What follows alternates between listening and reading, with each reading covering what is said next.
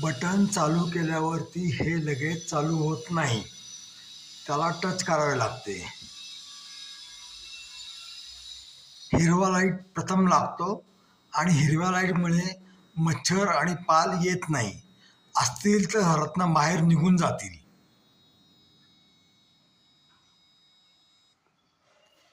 पिवळा लाईट चालू झाला की मुंग्या आणि स्पायडर येत नाही, असतील तर निघून जातील. आणि लाल बटन हे कॉम्बोसाठी आहे, ते काम हिरव्याचंही करते आणि पिवळ्याचंही करते, त्यामुळे मच्छर, पाल, मुंग्या, स्पायडर काहीच येणार नाही.